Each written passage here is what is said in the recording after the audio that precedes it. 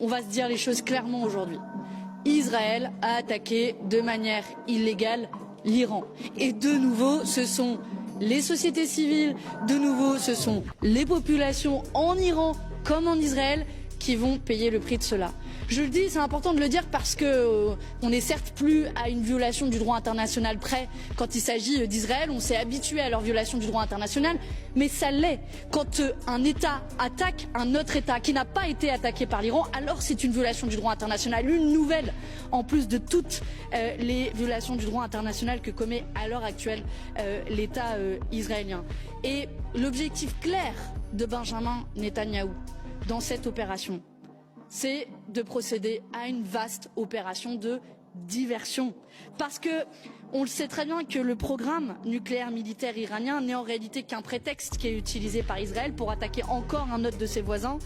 Et ce qui se joue en réalité, c'est la fuite en avant d'un Premier ministre, d'un homme politique acculé, Benjamin Netanyahou, qui crée le chaos pour faire diversion et tenter de sauver sa peau.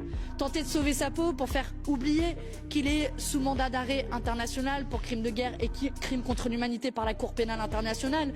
Pour aussi qu'on ne parle plus du génocide à Gaza qui continue avec des dizaines de morts supplémentaires chaque jour. Faire diversion pour qu'il ne soit plus question de la reconnaissance de l'État palestinien. Et on le voit, le président français Emmanuel Macron a soudainement oublié sa promesse de reconnaissance.